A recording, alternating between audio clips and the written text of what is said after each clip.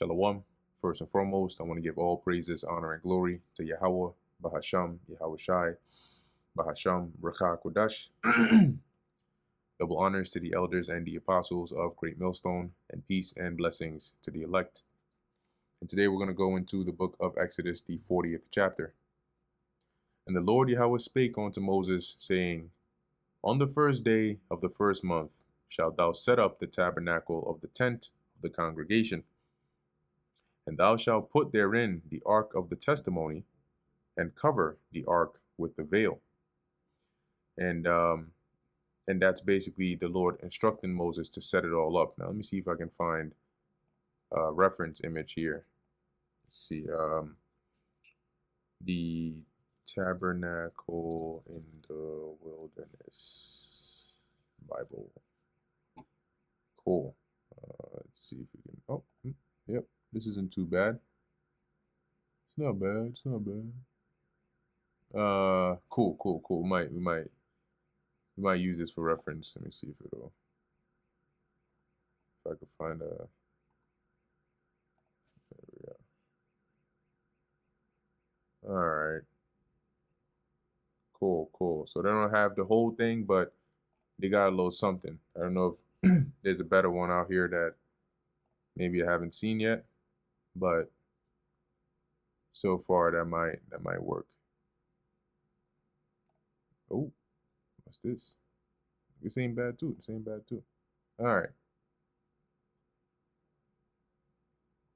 Okay, we'll go with the first one. So let's use this here as a reference. So it says here, thou shalt put therein the ark of the testimony and cover the ark with the veil, right? So we know in the actual tent, you had where the ark is, all the way in the most holy, and then you have the entrance to it, which is the veil. And then you have the holy place, which is here, and then you have the outside of the tent. And thou shalt bring in the table and set it in order, and set in order the things that are to be set in order upon it. And thou shalt bring in the candlestick and light the lamps thereof. And thou shalt set the altar of gold for the incense before the ark of the testimony, and put the hanging of the door to the tabernacle. Okay, so you're going to have basically setting up the holy place, right? The candlestick, the table with the shewbread and all that, and then the altar of incense, or the altar of gold, was in here as well. And then you had the hangings for the door, the main entrance. Verse 6, and thou shalt set the altar for the burnt offering before the door of the tabernacle of the tent of the congregation. So outside the tent, this is the altar of burnt offering. So the one where they would actually sacrifice the animals and other stuff on there. And thou shalt set the laver between the tent of the congregation and the altar. So that laver, which is right here, is in the middle of the tent and the altar. And shall put water therein. And thou shalt set up the court round about, and hang up the hanging of the court gate. And that court is this outer part right here. And the hangings, basically setting this up, would be like the walls. And hang up the hanging at the court gate.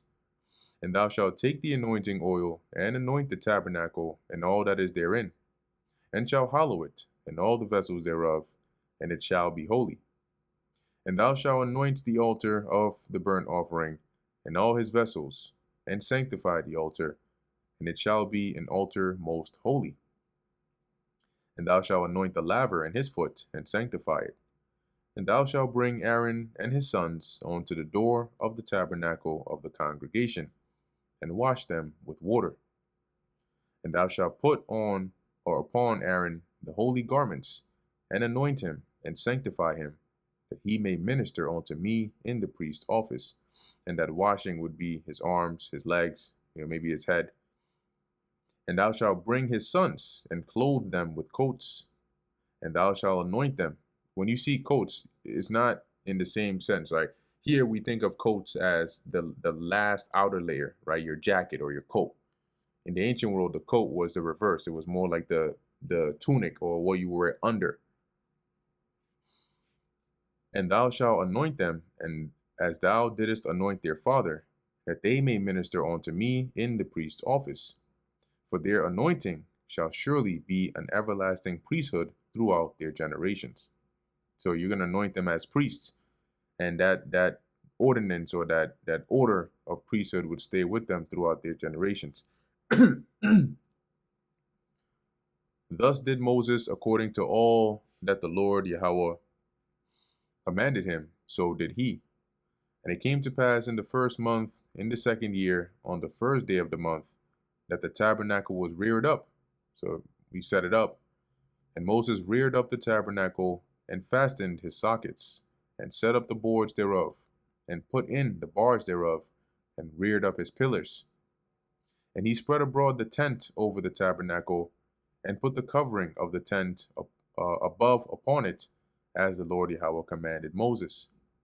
And he took and put the testimony into the ark, and set so the testimony, which are the commandments that the Lord gave him, he actually placed it inside of the ark, and set the staves on the ark so that it could be bared up and carried, and put the mercy seat above upon the ark. So he covered the top of the ark with the mercy seat.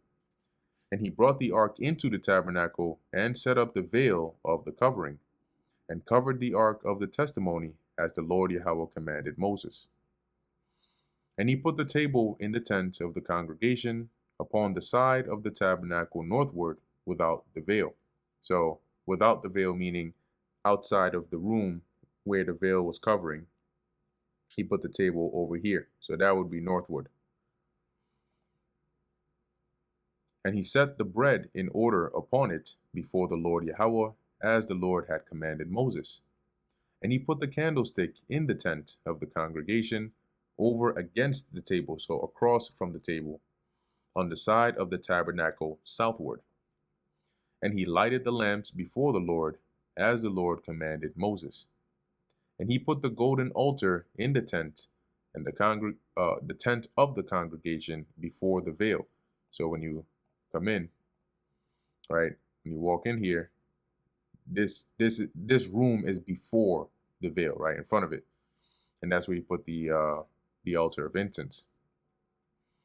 And he burnt sweet incense thereon, as the Lord commanded Moses. And he set up the hanging at the door of the tabernacle. And he put the altar of burnt offering by the door of the tabernacle of the tent of the congregation, and offered upon it the burnt offering and the meat offering, as the Lord Yahweh commanded Moses. So he set it up, and that's where all offerings of the Lord would be sacrificed. Now, when you see the term meat offering, it's not actual meat, okay? It says meat, but it's not talking about like carne or that kind of meat. This is actually grain offering, okay? A gift offering, a grain offering. So this would be more like, you'll see more of it when we get into the book of Leviticus, but the meat offering is really talking about your grain offering. So anything from like parched corn to unleavened bread or cake, which comes from flour. That would be an example of your meat offerings. Verse 30, and he set the laver between the tent of the congregation and the altar, and put water there to wash withal. And Moses and Aaron and his sons washed their hands and their feet thereat. So that's what they use, the laver, the water from the laver, to wash their hands and their feet, to clean them whenever they would, well, it's going to tell you actually, when they went into the tent of the congregation. That's this right here. And when they came near unto the altar, they washed, as the Lord commanded Moses. And he reared up the court round about the tabernacle. So he set up the walls and the altar, and set up the hanging of the court gate. So Moses finished the work. Then a cloud covered the tent of the congregation, and the glory of the Lord filled the tabernacle. So we know that cloud, right, being a chariot. Basically, you can imagine it now coming to a hover above that tent, right? And then this became sort of an ordinance in a way, right? An indicator, you could say. Now, when it says the glory of the Lord filled the tabernacle, you know, it doesn't go into details, right? Of like, was this like smoke? Was this like a light from the chariot shining down? We don't know, but we know the presence of the Lord, right, filled it. And Moses was not able to enter into the tent of the congregation because the cloud abode thereon, right? So it was right up above it. And the glory of the Lord filled the tabernacle. And when the cloud was taken up from over the tabernacle, so when it flew up, when it ascended, the children of Israel went onward in all their journeys. So that would be the indicator, like, okay, now it's time to move. But if the cloud went not up, then they journeyed not till the day that it was taken up.